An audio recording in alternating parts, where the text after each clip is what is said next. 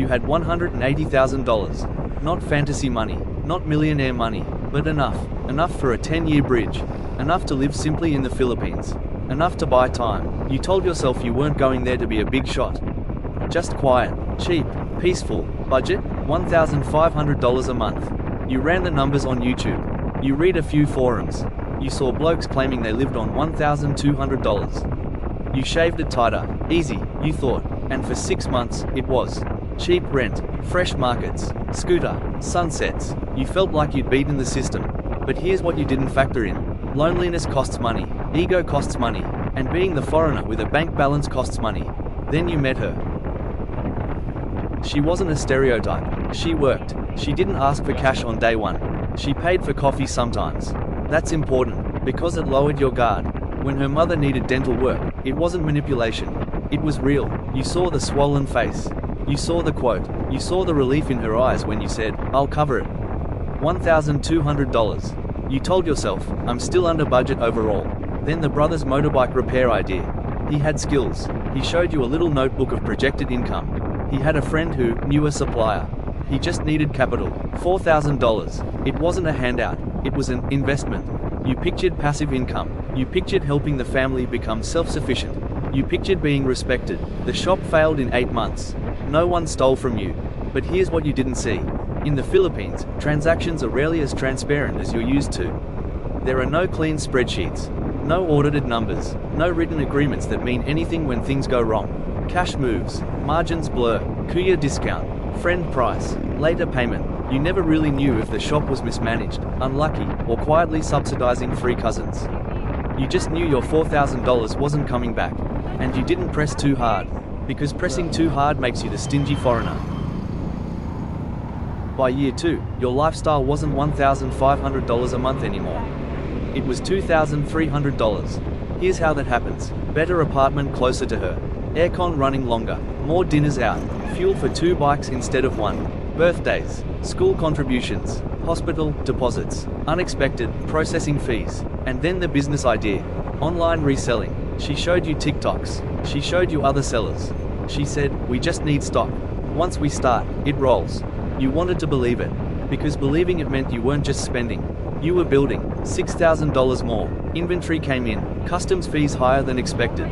Some items damaged. Some lost. You never saw the original supplier invoice. You saw photos. You saw screenshots. But transparency in cash economies is fuzzy. And you didn't want to interrogate her like a detective. So you trusted. Sales were slow. Margins thin. Stock piled up. The money bled. Meanwhile, inflation crept in. Rent rose. Visa runs got pricier. Flights back to Australia weren't cheap anymore. You skipped your planned 3-month work stint. Because leaving felt risky. Because the relationship felt fragile. Because you didn't want to abandon her during the business launch. That one decision cost you more than all the failed ideas combined. You stopped topping the tank. You just kept driving. 3 years in, you finally opened the banking app without confidence. $28,000. You were supposed to have around $100,000 left. You told yourself, "It's not that bad." It was that bad. You weren't funding a relationship anymore. You had become the backup bank for an extended family system. Not because they were evil. Because you could. Because in communities where money is fluid, the person with reserves becomes infrastructure. And here's the brutal part. No one wakes up thinking, "Let's drain him." They just see needs, opportunities, emergencies, and you keep saying yes. Because saying no feels like betrayal. The breaking point wasn't drama. It was a cousin asking you to co-sign a loan. That's when it hit. You were 3 years into a 10-year plan. And the runway was gone. You ended it, not with anger, with arithmetic. "I can't afford this." Then came the second shock. At 59, rebuilding is different. Energy lower. Industries moved on. Confidence dented. You went back to Australia to work. Not to accelerate wealth. To survive. The lesson? You didn't get scammed. You got undisciplined. You ran a decade strategy with 3 years of emotional impulse control. You treated capital like income. You confused helping with sustainability. You underestimated how fast small leaks drain a finite pool. And you assumed love would respect your spreadsheet. It doesn't. Money doesn't explode. It evaporates in polite, reasonable, compassionate transactions. Each one justified. Each one understandable. Until the balance says otherwise. And by then, you're not semi-retired. You're starting over. That's the case. No villains, no cartoon gold digger, just gravity, culture, ego, and a man who stopped guarding the gate. That's the Philippines. Before you pack a bag, before you sell a house, before you wire $1 overseas, understand this, learn from other men's mistakes while it's still in the planning phase. You don't have to bleed to understand gravity.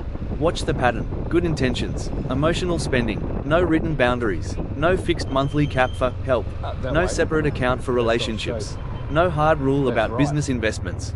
If you're going to do this, set limits before you fall in love. Decide your maximum monthly burn. Decide what percentage, if any, goes to family support.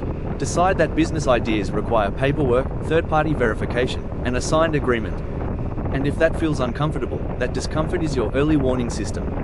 Compassion without structure is just delayed regret. You can build a simple life overseas, but only if you treat your capital like oxygen. Because once it's gone, no one claps for how generous you were. They will just watch you leave for the airport and go back to work at your advanced age and try and rebuild your life from scratch.